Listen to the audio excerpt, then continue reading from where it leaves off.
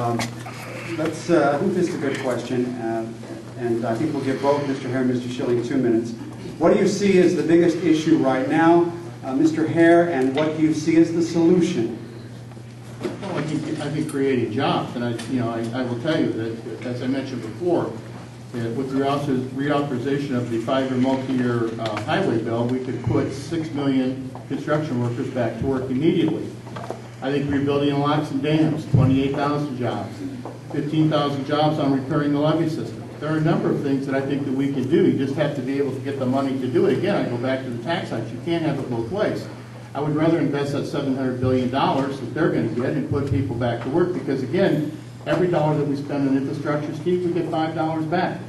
I think the other thing is in education. We have to give our young people the opportunity to not only go to college, but to be able to find a job afterward. I support a bill that will say, irregardless of what that person's major is when they graduate from college, if they are willing to go for 5 years and serve and work in an underserved area of this district or this state or this nation, that after 5 years of working there, we'll forgive the student loan plus the interest. It's an investment in the communities and an investment in the areas.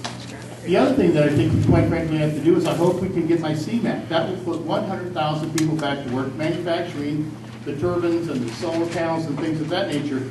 We did this under the first stimulus bill, and over 100,000 people went. And by the way, this is pay-go, so it doesn't add to the deficit to put 100,000 people to work. Look, government's not the only answer. We're also not the enemy. There are things we can do. Under that first stimulus bill, Steve, we put $13.6 billion in the pockets of construction workers, and they paid $500 million in federal income tax. Had they not worked, we'd spent $479 million on unemployment benefits.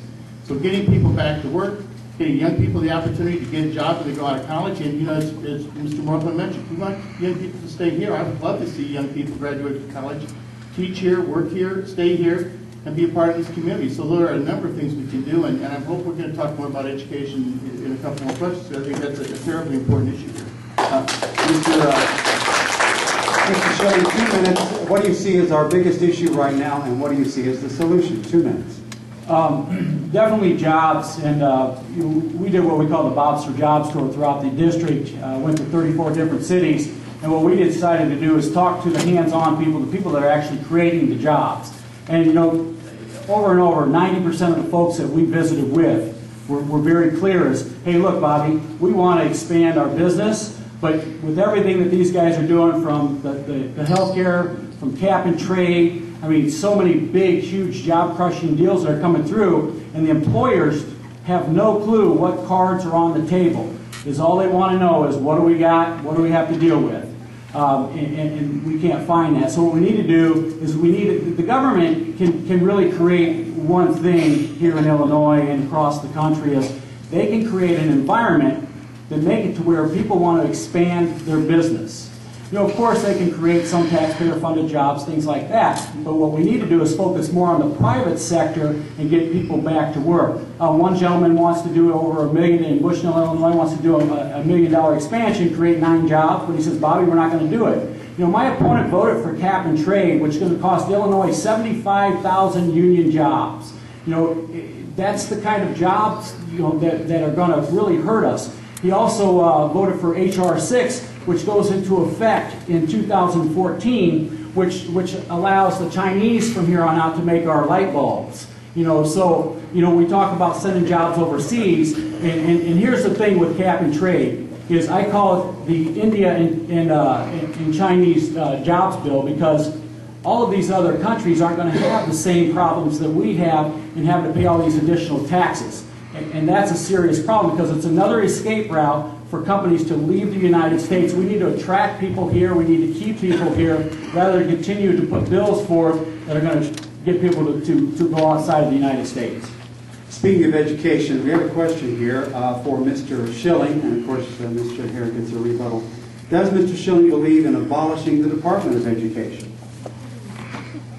No, definitely not. I think all of our departments need some work, and we need to take some good solid look, you know, where to fix things. But you know, when we look at the bill that just passed that helped keep our schools in, which is huge to do, you know, the problem that I had with the bill is the fact that we took $2.2 billion out of infrastructure. We went and we pulled $47 million out of Social Security. They continue to raid Social Security. We have obligations to people to pay that, and if we have career politicians that continue to go in there and take money away from folks that have paid into this for all this time, but definitely not get rid of it, but definitely take some good looks at what we need to do to make it better. Mr. Hare, 1 minute. Well, on the educational bill, there was 161,000 teachers and first responders that I voted for, and the money came out of tax breaks for corporations and the tax code to go overseas. That's how this bill was paid for. You know, I had a teacher that taught special ed for 14 years that came up to me and she says, I'm not worried about me, Phil, but what about the kids in my special ed classes? We would have had double, triple amounts of kids. Here again, we go back to the flip-flopping. 24 hours after the vote, Mr. Schilling said if he was out there, he would have voted for it. He must have got a call from John Boehner because he changed his mind 24 hours later and said he would have voted against the bill. The fact of the matter is, I voted to save 161,000 teachers, and let me tell everybody here, they are our best and our brightest. And let me tell you, I don't need Republican talking points to tell you that we have lost 755 jobs, teaching jobs in this district. So either you were for it, and now you're against it. So I don't know where you're coming from here, but you credited me with the vote. Then you get the call from the leadership, and you said you would have voted no. So I voted aye, and I do it again tomorrow. All right.